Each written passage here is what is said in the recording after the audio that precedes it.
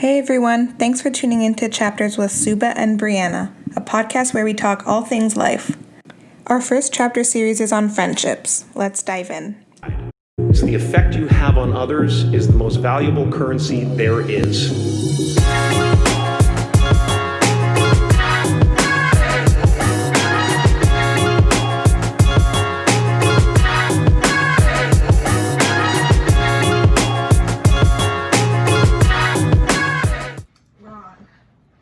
Welcome back. Back in business, baby.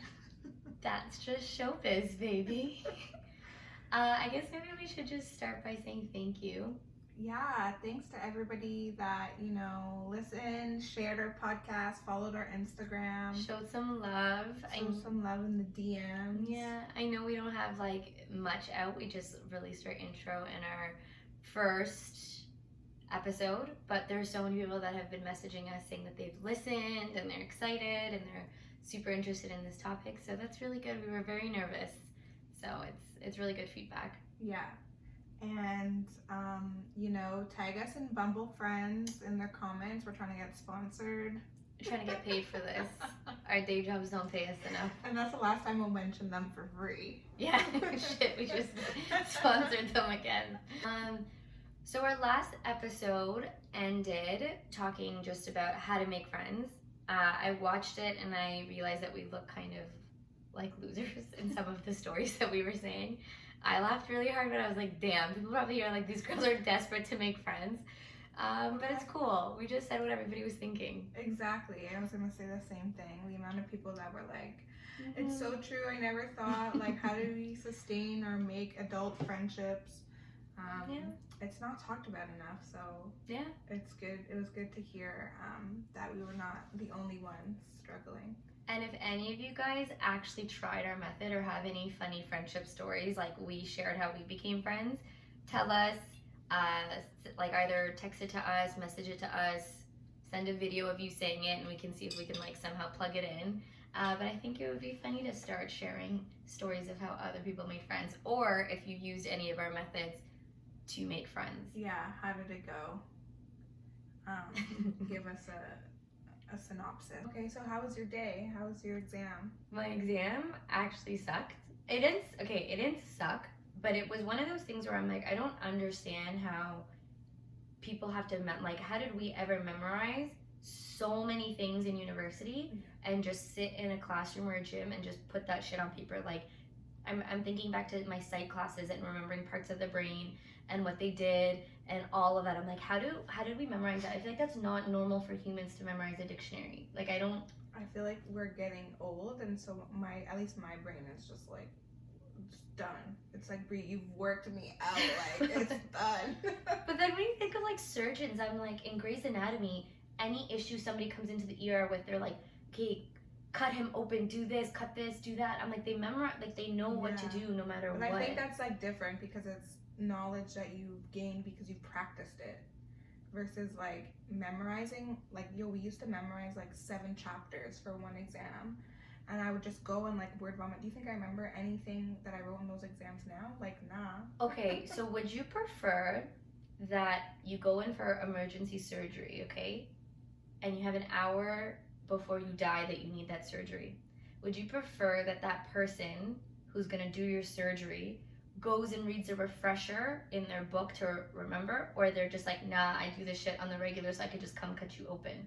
Yeah, no, I feel like I would not trust you if you needed a refresher before you operated on me. I would want a refresher because I'm like, how do I trust that you remember how to cut open my appendix when you practice that in school? You're so not confident in yourself that you need to read a refresher. That makes me more nervous. You're about to cut open me into me and telling me you need to revisit your intro to fucking doctor book before you cut open into me.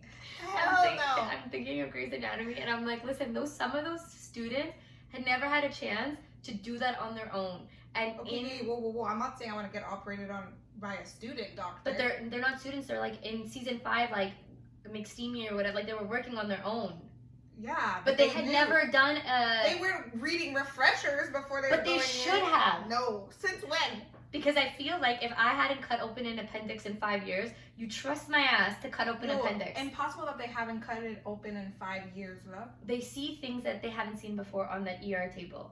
So if they see it before the scans, and they're like, oh yeah, 4th year med school, I just remember dissecting a frog. They probably do refreshers because but you said emergency situation. But emergency, like anything goes, your gloves are off, like I'm just trying to stop your bleeding. And then emergency. Did you guys hear what she just said? She would let somebody operate on her without gloves with their But you're teeth talking hands. about two different things. You're talking about two different things. So there's emergency procedures where it's like, if I'm not getting operated on right now, I'm going to fucking die. Okay. So in that scenario, the doctor's job is just to stabilize you, and then No. I said you have an hour before you die. So in that hour, would you rather them go and read a refresher? No, what I'm saying is a doctor is going to go in with a plan. They're going to have your scans. They're going to have your blood work. Like, they're going to have a plan. So yeah, technically they do have a refresher. But they don't read the textbook. Yeah, but you have an hour, bro. You should know what the fuck you're doing. You don't have to read a textbook. I want you to go open the 2020 textbook that was published this year on how to cut open an appendix and make sure that any scientific... You have an hour. Any fucking new information is out the window. You're not letting that in an hour. There's a 99% of infection. What? If they do something wrong, there's a 99% chance of infection. If somebody operates on you incorrectly, trust me, I've been operated on wrongfully, so I know about this, and it's traumatizing. Anyways, well, so yeah, that was how my exam went, but it's over now. Midterms are done. I survived. We're good, and now we're here. You did it. Going from what we talked about last episode to kind of transitioning into this episode, we wanted to focus on once you've made friends, once you have these people in your life, you're like, okay, cool, you made the cut, you're here, you exist around me, I like you, I love you. How do you sustain these friendships? How do you nurture these friendships? How do you keep these people to be your friends? How do you navigate through conflict? How do you express your love for them? I guess we named this episode Sustaining and Nurturing Friendships. Mm-hmm. Yeah, so how do you maintain not only a friendship but a healthy one? How do you communicate, set boundaries? Again, kind of like going off of what I said last episode, friendships are literally like romantic relationships. So all of that stuff that you see on like how to make sure you have a healthy romantic relationship, I think could also be applied to friendships. Yeah. So that's what we'll be talking about today. We should do the hashtag toxic friend. You know, we just do like toxic, say toxic queen. Yeah. We have toxic king, toxic queen. We should definitely do toxic friend. I feel like we all had a toxic friend at one point in our life. Hopefully they're not a toxic friend anymore, but we can do a hashtag toxic friend. Yeah. Anytime we're talking about something and we realize this is probably a sign of a toxic friend. Hashtag toxic friend. Okay, so let's start with communication. Communication in friendships. One of the things that I really wanted to talk about under this was different love languages. So we talk a lot about love languages with partners, getting to know your different love languages, understanding your partners, making sure your partner understands yours, but we don't really talk about love languages when it comes to your friends. And I think that's just as important because it's still a relationship at the end of the day. You and your friends communicate about very personal things. You communicate about very important, meaningful things. And sometimes it's just you guys have a good relationship, but it's the communication that just fucks it all up. So something that I wanted to talk about when it comes to communication. Yeah. Cool. I think personally my love language, like in general, even with my friends, is I'm not a very open book, but I just love when my friends get to know that about me and like they work around me. So I'm more actions oriented. Like I want people to check in on me or text me or make an effort, even if I'm not necessarily going out of my way to let them know I need something. Sometimes that's considered like annoying, and I get that. For a lot of my friends, they're like, why the fuck don't you just tell me something was going on or whatever. But that's my personal love language. What's yours? Yeah, I think that, so mine's the opposite. I'm the type of person that I'm like, oh my god, I'm going through, like the world is ending, and I'll tell my friends immediately. I'm really not the person that needs to be like pried to get like things out of her. I'm a pretty open book. So I think that was like one of the biggest I guess hiccups at the beginning, or as I was still trying to get to know you or whatever. I remember there was that meme of what was it, the orange or the door? Onion or something. The onion, yeah. Anyways, there was like a meme going around that it was like when you peel back a layer and then it's like a fucking padlock or something. So yeah, I remember that was like an issue for me at the beginning, and I had to just kind of learn like not to take it personally. And of course learn about different like communication styles and love languages, and how like that doesn't necessarily mean that the person is not trying to get to know you or whatever. It's just like how they operate, right? So I will say too, like sometimes it's easy to say this is my love language, so like deal with it. But I think something that I, as I've gotten older, have worked on is the fact that just because it's my love language or this is how I communicate up until now, it doesn't mean that there isn't room for change. I think through a lot of my friendships, all of their love languages are different than mine.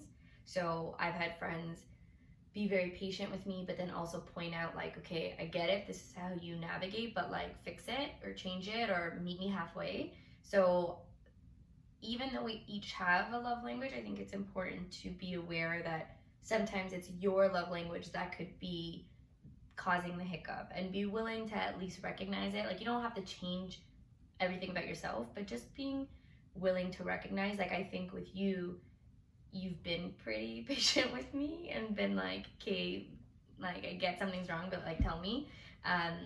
But at the same time, you haven't tried to impose your style on me. You're like, well, this is how I work. Like I'm still gonna tell you when shit's bothering me. But I think you've only been able to do that because you know that the reason I don't always come to you right away is not because I don't value you as a friend. yeah, But that's given me incentive to want to change. Like there's so many different love languages. Like sometimes I'm like, I'm a little bit of this and I'm a little bit of that. Like I'm a little bit of everything. I think it's fluid too, and it changes like as you go through life, or like your different moods and stuff like that. Yeah, for sure. I do think too, though, like if we're talking about the official love languages, I'm pretty sure one of them is like gift giving. Yeah. Like I think some love languages are maybe not appropriate for friendships. Like yeah, at least for me, I don't think I would be friends with somebody that was like, you need to give me gifts all the time, and then use it like, against you. That's my love language. Like give me gifts. I would be like, wow, what? But some people's love language is giving gifts. Yeah, that's true. Or bribery. However you want to put it. As you were that's saying. That's a hashtag toxic. I didn't say it. Honestly, I always am the bad guy between us, and I just, whoever watches this. That's a whole other topic to talk about. Okay, what else can we say about communication? I also think sometimes love languages changes depending on your friend. Like what I have with you is very different than what I have with some of my other friends, and I don't think it depends on who you're closer with or you're not closer with. It's like chemicals. Some people's you vibe with differently, like your chemistry, your bonds are different. With some people, I can sit there and just open up about everything, and some people I can sit there and not open up about anything, but have the most amazing time. Like I think it's just different. I am in the market for a friend who does enjoy gift giving. So if we're talking about that and you're interested, yeah, gift giving. Like I'll receive gifts. I'll receive them, and like giving massages. Acts of service. Acts of service. But I mean, I'm an acts of service type of love language person, but I won't give you massage. That's literally what I was just looking for. But like I'll cook for you, or like make you coffee, Yeah, like you bring do you that. coffee. I'm like that too, I think. Yeah. I like cooking for people. Yeah. So I but like. I won't give you a massage. So you don't like acts of service. No, I do, but Would like, you give your boyfriend a massage? No. You're You could give me one. so you're selfish. So your love language is selfish. So she just wants to take Call it and what you take. want. You know what we call people like that? Leeches. Now I know why. Who's the No, toxic you know friend? why? Hashtag. You know why would it? Because like I'm not good at it. So like why am I gonna give you some shit service. But I'd rather says do who? things that Who I'm says good. you're not good at it? You say it all the time. You're like, Brianna, what the fuck is this shit? But you do it because you don't want to give a massage. You don't do it because you're bad at it. You're just like, oh, I'm so bad. But like, if you put some back into it, you wouldn't be that bad. Anyways. You're Brianna. No, I'll also add I aim Brianna's. for perfection, won't if I can't do it perfectly, I won't want to do it. So let's make you perfect. I will help you achieve that goal. Honestly, I would take a class. I'll be your dummy. I'm just gonna go get like massages of my own and like take mental notes. Yeah, and you can practice on me. It's cool. Brianna's love language is also hitting people. But Brianna, when she's feeling like this overwhelming like love, she just wants to like punch you. And the harder the punch, the more loving she's feeling. Yeah, it's because I have a problem expressing like affection, because things happen. So like, yeah. She just That's beats the how shit I- out of you. that's That's how how the I, cycle of toxicity. Like I just want to like, instead of asking for a hug, I'll just like hit you. But like, So it's like giving me an excuse to like, have physical touch. it comes at the most random. Like I was napping one day and I was lying on my couch, tired, napping, and this bitch literally took her hand and smacked it on my head like But I that. had a V8. So on one hand, you're like, wow, that really fucking hurt, which means she really fucking loved me.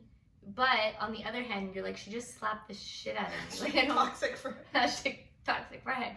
And like, she doesn't give you love often, so like you're hungry for it, so you want to accept it. But I've been trying to work on that. I have. I know, but it comes like, but then what you do is when you want to give it, you'll be like, I'm giving you love, like just take it right now. And I'm like, but I don't want to receive it. Like I don't want a hug. And she'll be like, you take this hug right now, or you won't ever get it again. Hashtag toxic friend. That's another thing too. I have a lot of friends that are cuddlers, but I'm not a cuddler. So it's like, that's hard to balance. She's not a When cuddler friends until are she gets a cuddly. good cuddle, and then she's like, I guess I could cuddle. No. Yeah, I feel like the one time you were drunk in Asia and you just wanted to cuddle, and you were like Different. screaming I was for me. And I'm, intoxicated. oh, so when you're drunk, your real feelings come out. Yes. She was screaming to My come cuddle me. inhibitors are no longer working. Damn. So you just all that to say, we all have different styles of communicating, and I think as important as it is to understand your friend's communication style, it's important to reflect on what your own is, seeing if there was like areas of improvement. Maybe you have one and you're great at it, but if you could improve on it because you're friends with someone that doesn't necessarily appreciate that style, doesn't mean you guys can't be friends anymore, but it's like compromising. Yeah, and I guess, would you say that communication and love languages are the same or different? I think they're like related, but communication includes a lot more things, I think. Yeah. Whereas love language is more just like how you express yourself in a friendship, maybe like what you value. And whereas communication could simply just be that when you're upset or bothered by something, you don't communicate it, or when you are bothered, you feel like this desire to overly communicate all of your issues, which can push people away too. Yeah, so definitely. So I think, love languages is maybe more so how you express, I guess, gratitude or appreciation towards somebody. But communication could also, like, yes, you should be using communication to express gratitude, and we'll talk about that a bit later. But also, like, communication, I think, is important when there are those, like, hiccups or conflicts that are happening in a friendship. And, like, the way that I operate, at least, is I always make an assessment of, is this something that is really worth it for me to bring up? Am I going to, like, harbor this for a long period of time, or is it something that I could easily let go of? And if the answer to that is like, yes, I'm gonna harbor it for a long time, or it's like a reoccurring pattern that's been bothering me, then I would bring it up. But and I know that we're different in this way too, but yeah, for some people it's like an issue comes up and they're like, okay, let's talk about it, or or I can't let this go, or whatever. So at least how I operate is I always make that assessment of like, okay, is this worth my energy? Because I'm a very non-confrontational person too. I like to keep the peace. That's the Libra in me. So I always try to like make that assessment of like, okay, is this something that's worth me ruffling the feathers for? Because I hate it. But Yeah, I feel like I have a filter. Like sometimes I'll get annoyed at little things. I feel like we've talked about this once before where we're both sometimes we'll get annoyed at each other for little things, let's say, but if it's not big enough, we'll just be annoyed for the day and then let it go. I feel like that's also because we've spent a lot of time together. Like we work together, we travel together, we were in class together, now we live in the same building together. So I think I work like that, but at the same time, I'm also quite confrontational.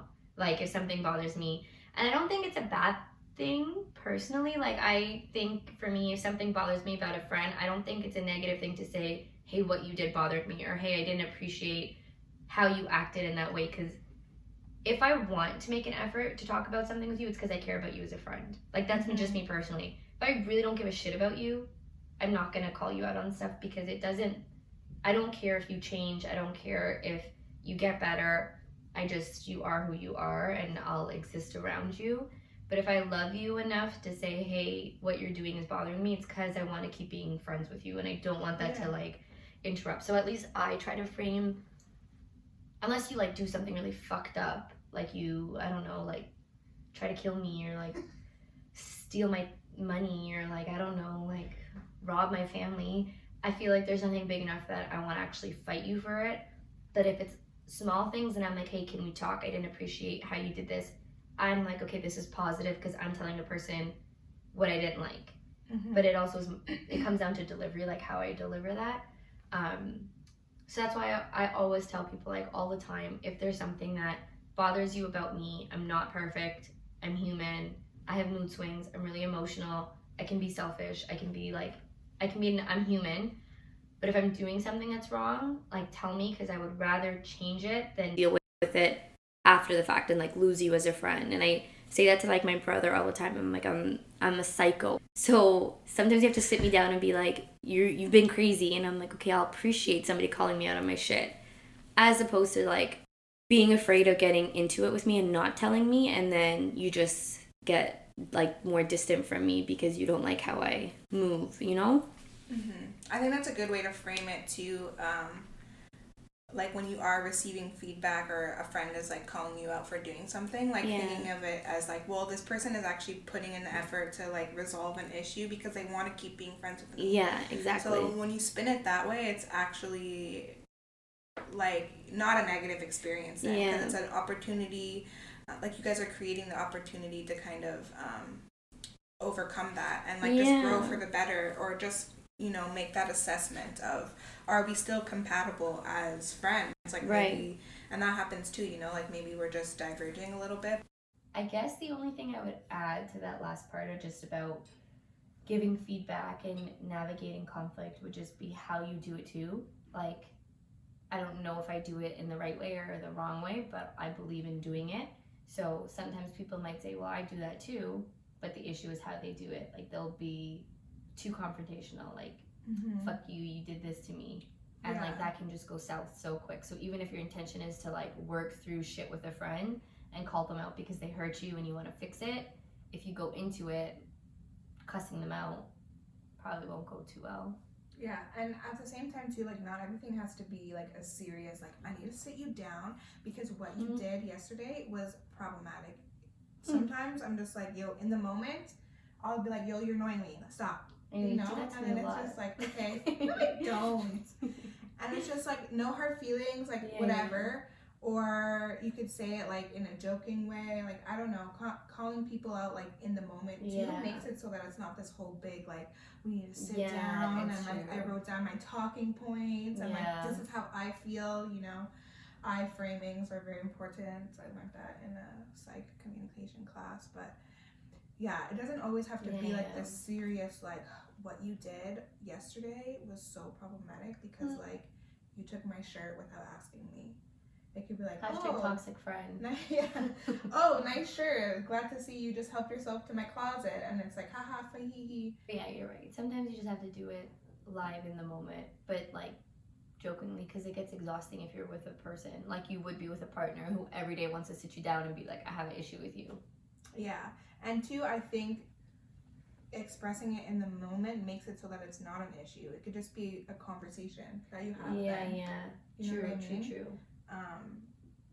But like not saying it in the moment and just like holding on to it, and then it's just like Then it becomes a thing. Yeah, then it becomes a thing. Yeah. Versus you could have just created that opportunity to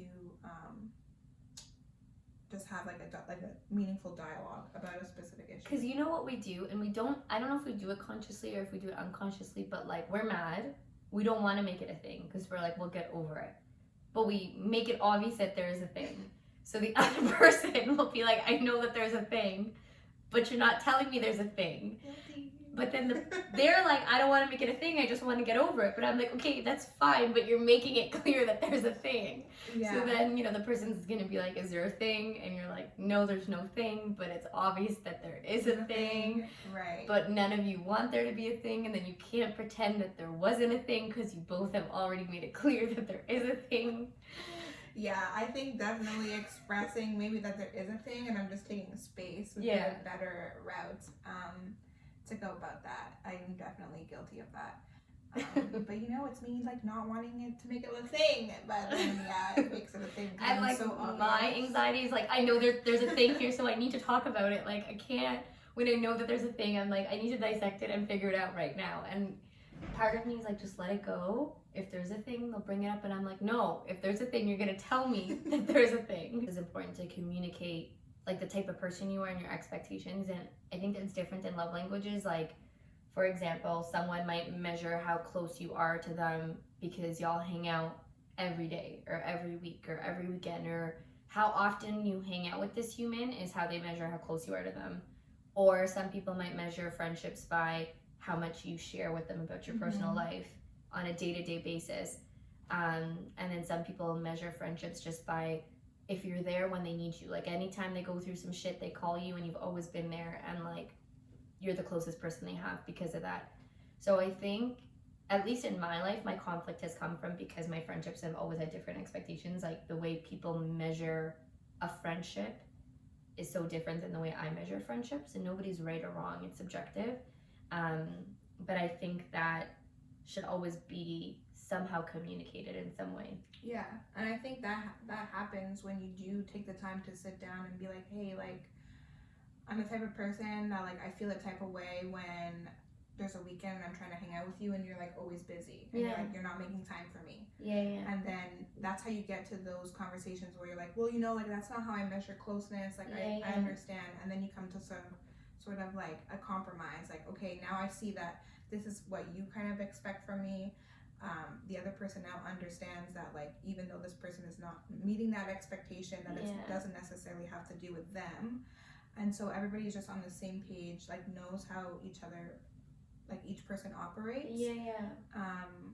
And then from that point forward, you can make a determination of like, okay, I know that this is how this person is and this is how I am, and can I like actually sustain and like move forward with a friendship with this person, or can I not? And like, that's exactly fine. But it's all about, that's why communication is so important, because it's like you create narratives in your head of like, oh, this person must think I'm so annoying, this and that, or like whatever, this person clearly doesn't like me because they're not telling me about certain things, or they're not hanging out with me as much as they're hanging out with this person, yada yada yada.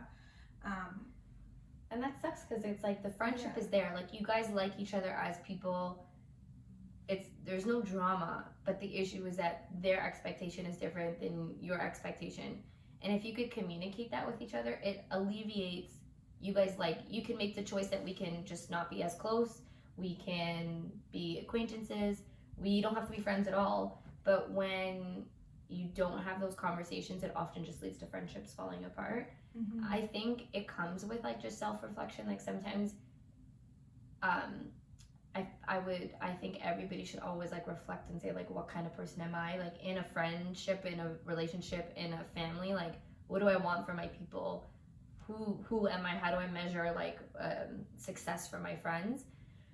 And if I know what I want, then it's easier to tell people. But I feel like people just move through all their relationships by saying like, I'm annoyed at you, or I don't appreciate this. And it's like, well, why don't you take 10 minutes to figure out why you're annoyed at me? Like, is it a me thing, or is it because, you know, like, So I think there's like individual work that goes in, but it's like dating. Like you go in and you say, this is what I'm looking for. Can you give it to me or no? Or can we meet in the middle? Exactly.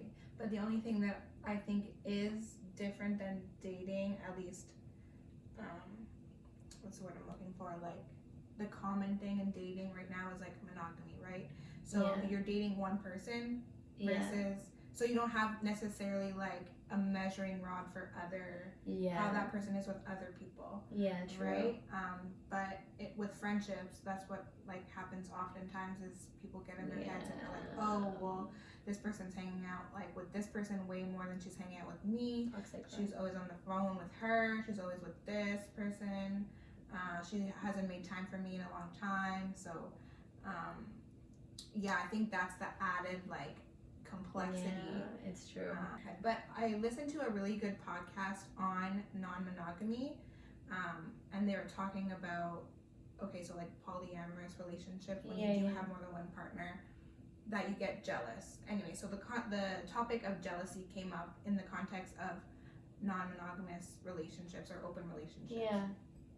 And it was super cool because like even though I don't personally like practice non-monogamy, I would say that the concept of jealousy and the way that they were talking about it, like a lot of people could learn from that. Yeah. Because it does apply in like any facet of life. And what they were saying is, when you feel like feelings of jealousy, it's often because you have a need that's not being met. So instead of just being like, oh, I'm jealous, I'm like whatever, like kind of writing that person off and like making the other person a bad guy. It's a good trick to like go inwards and be like, okay, why is it that I'm jealous? What is the need that I feel that is not being met for me? And then just tell your friend like, hey, I would really like it for us to go to dinner, like whatever. You don't even have to say like, I noticed you've been going out to dinner a lot or whatever. You can just say like, I would, like it, like for us to go to dinner, or like let's have like a night in, like drink wine. Like you could take the first step to be like, okay, this is a need that's not being met for me, and like this is why I'm feeling jealousy. But it has nothing to do with those two people hanging out more. It has to do with you not having a certain need met and like feeling a type of way. Yeah, and I mean everybody's human, right? Like everybody has those feelings, whether it's in relationships or friendships. Like we all have like wanting to be good enough. We all have feelings of like wanting to be accepted and loved and like treated well. So when we see other people getting something that we think we might not have, we all automatically associate it like negatively. But sometimes it's not that. It could be that they're getting something that maybe you have with that person that they actually want. Like somebody might say, well, you two are hanging out all the time, but I have such a deep connection with you even though I don't see you. And those two people might want what you guys have. So when you start measuring your relationship with that person against others, it's like Instagram. Like what you see on the outside is all you see. Like you never know the intricacies of those two people. But like you said, it's always good to look and say like, why do I feel like because I don't hang out with this person, that means they don't value me as much? Does that come from a part inside of me that's unfulfilled? And if so, do I want to address it? Do I want to fix it? Do I communicate to that person, hey, you know what? Like I actually enjoy hanging out with you. Can we hang out more? And communicating that tells the other person like, okay, they're letting me know what they need from me. If the person values you, then they're gonna like listen to what you have to say and take it seriously. But that's all that to say is like definitely friendship has to be a two-way street. And if that other person, after you communicated to them like, yo, this is what's been bothering me, if they're still like not willing or not able to meet that in a healthy way, not necessarily like cave in and like completely change who they are, but like you have to give the person the benefit of the doubt and actually communicate like, this is where I'm coming from, like this is what's happening, this is how I'm feeling. If you don't give the person the chance to even correct what they're doing wrong to you, then I think that's a little bit unfortunate and maybe cutting things off prematurely. But then at the same time, at the end of the day, like if you do take the step to communicate it and you've told the person multiple times and they're still like disregarding you, then I would say that's the point. Yeah, absolutely. But it's a two-way thing. Like I would raise two people to form a relationship, and it takes two people to end a relationship. Like it doesn't take two, one person could end it. But I mean, like it's the actions of two people there that are severed in some way. But so the way that I'd like to think about it is that there could be a very good reason why you're not getting what you want from me.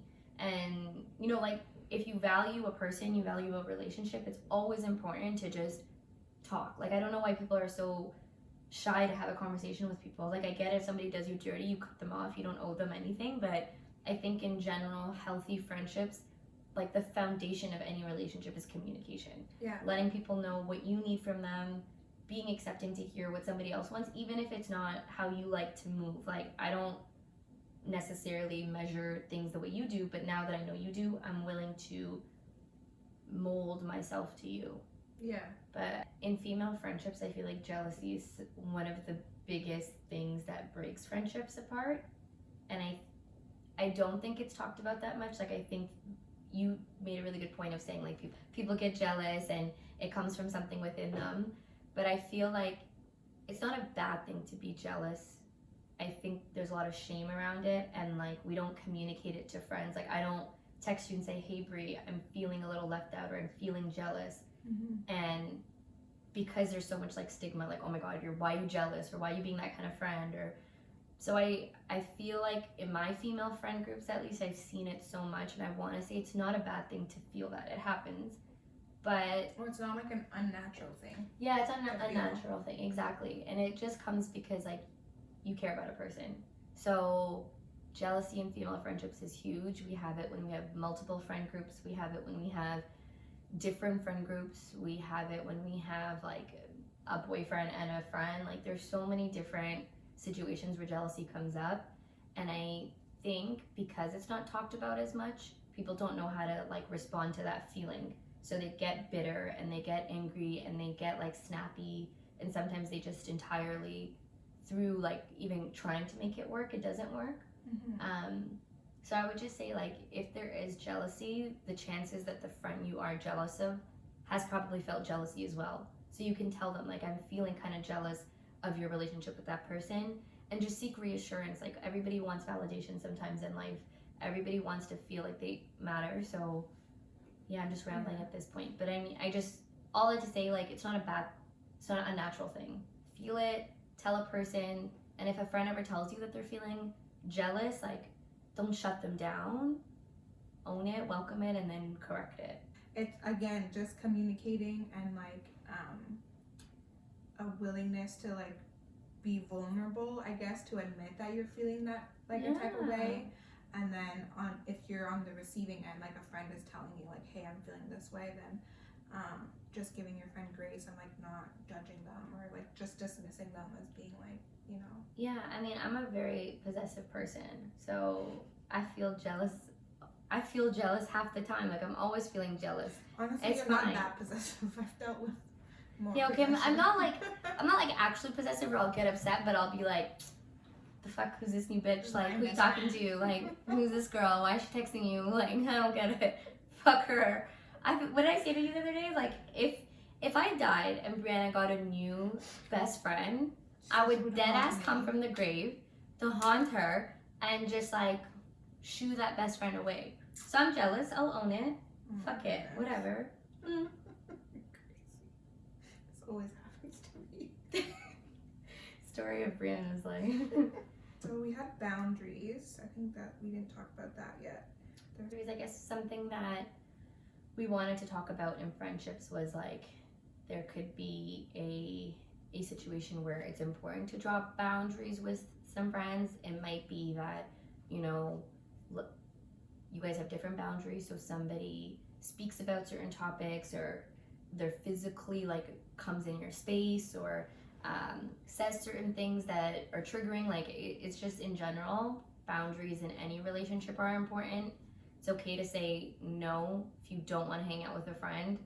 They get mad at you, but, like, boundaries in general are important. Sometimes you don't even need to say them. Like, if you know your own boundaries, it's okay to just enforce them. If people aren't picking up on them, then you can have those conversations. Like, I don't think in any friendship you should sit down when you become friends and say, hi Brianna, like, these are my boundaries. But I feel like you naturally, like, see people and you pick up on how they move. But if it's not working, it's okay to sit a friend down and be like, yo, this is my boundaries. Like, I don't really appreciate when you make comments about so and so, like it's not your place. That's the first second you were calling me out on something. I was like, what the fuck did I do? Oh my god. What's the dark lore that we should not name? Bumble BFF posted. You just named that. Posted on Instagram something that I thought was really cool, and it says 5 signs that you need to set healthy boundaries with a friend. So first one is your feelings are often invalidated. So your friend frequently judges your emotions and tell you that your feelings are wrong, silly, or inaccurate. So again, we touched on that when we talked about jealousy. Like, don't invalidate or dismiss your friend's feelings. It often takes like a lot of courage for somebody to be like, this is how I'm feeling right now. Yeah. And so I think, in my opinion, the worst thing you can do is just be like, well, that's dumb. Yeah. It's so like yeah. sometimes it's natural because like I'm gonna sound like really rude, but like sometimes some things like people tell you, you're like, but what you're saying is just blatantly stupid. Like it's not true. I struggle with that. Like I've been in those situations when somebody's like said something, I'm like, but you're dumb. But I think what I need to work on is just like not reacting, because if that's how that person feels. So if it's whether it's that I just don't reply in that moment because my instinct is to say what you're saying is stupid, just taking time to step to away. process it. Yeah. I mean, there's a way that you could validate somebody's feelings while also disagreeing, though. Yeah. So if you are like in conflict or having a fight about something, you can say like, okay, like I understand, like this is how you're feeling or whatever, but this is why like I disagree. And that's fine. Yeah. I'm not that eloquent yet. But. So number 2 is you're held to a higher standard. So you're always on the receiving end of criticism while other friends in your groups get a free pass. If you choose to do something in a way that your friend wouldn't, you feel judged. I feel like that's me. You think? Yeah. With like particular friendships I'm thinking of, I feel like that was. So you felt that like your other friends in that group got a pass on something that you were getting criticized for? Yeah. I'm like, okay, but like you don't do that to other people. Like, why me? And then sometimes I honestly actually had that thought often. I'm like, is it because I get the people that I am really close to or have been really close to in the past? I'm like, is it because I just got too close to them? So they felt like it was okay to get mad at me at something that some of their other friends who were close to them but weren't as close to them, they probably wouldn't have reacted to that way. And I'm like, is the solution just not to be super close to people?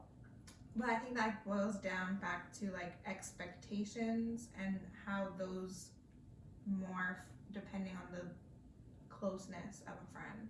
Yeah. So like, for example, I expect more, like this may be unfair to you, but I expect more from you than I expect from like another friend, let's say. Yeah. From like an acquaintance. So there is like subjective expectations per friendship, but like, well, it might be a sign that you need to set a healthy boundary with this friend. hey Brianna, do you mind if I talk to you this? Number 3 is you give more than you receive. You always answer on the first ring, but when you're the one in need, you have a hard time getting their full attention. Again, that's that one-sided. Sometimes, you know, certain friends, it's okay. You feel like you're comfortable operating or like, navigating that friendship in that way.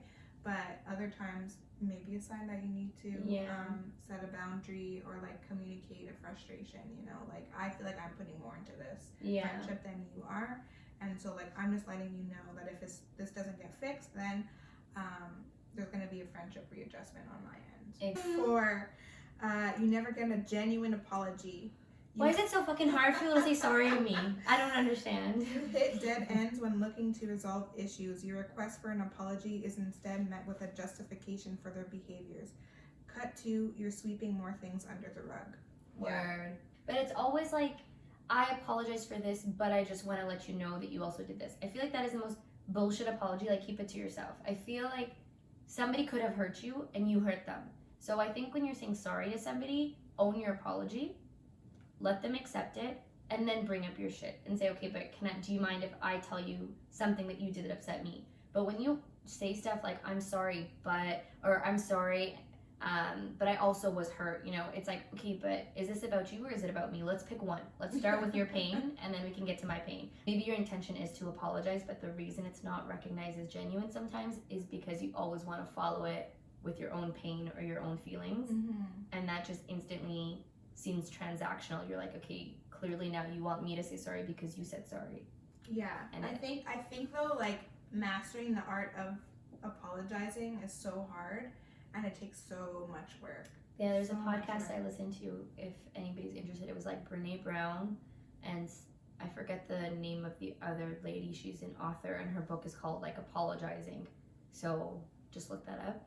But she goes into like so much detail on why apologizing is so hard. And something that I think is just like a good plug-in is like when somebody says sorry, we all like feel uncomfortable and we just want to be like, it's okay, yeah, like I know you didn't mean it, but like no, just say thanks. Thank you. Yeah. And then 5, you feel yourself tense up. You tend to feel anxious or nervous about telling your friends certain things, like a personal achievement or plans that have changed, for fear of their reaction. And I think that's when you know you're in some fucking scary ass waters. When you feel like you can't tell your friend things because you're trying to avoid a negative reaction.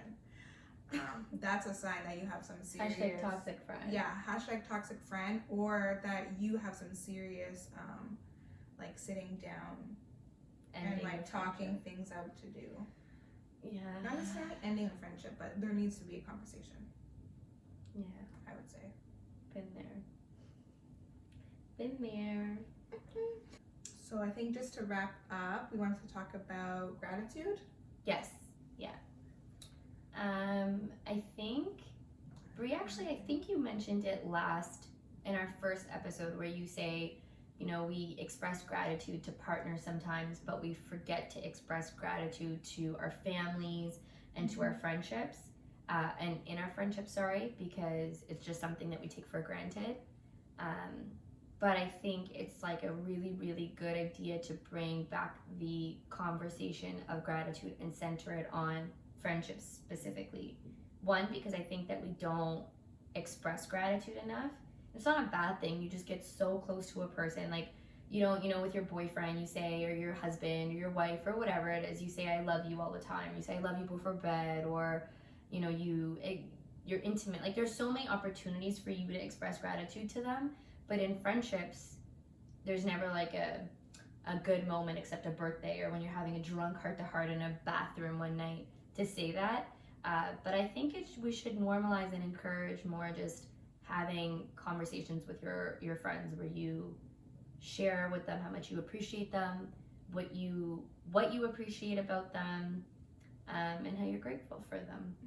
Yeah, I think what I said last episode was like, you take your friends for granted, and you think that they're always going to be like around. I thought you were saying you as in me for a second. No, like wow. You, like general you. Yeah.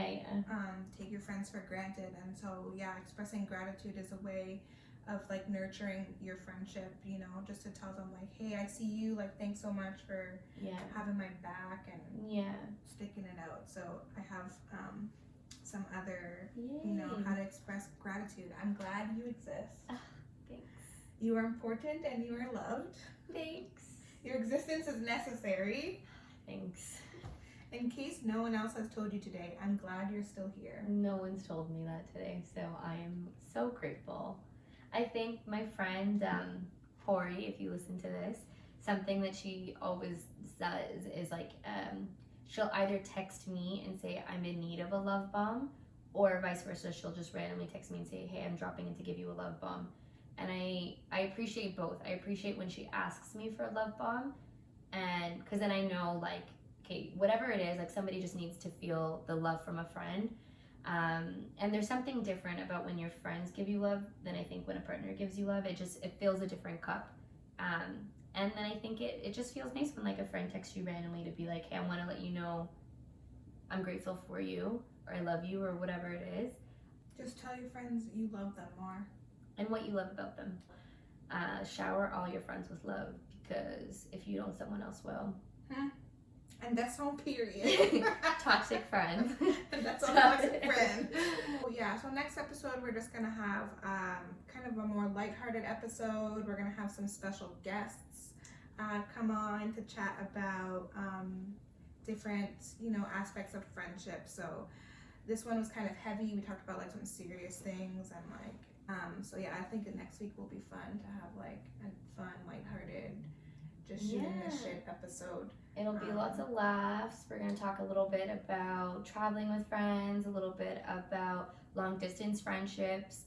We're hoping to kind of just like bring in some things that we all are passionate about, like astrology, and how that's been something that's centered our friendship at times, and how we use that to connect.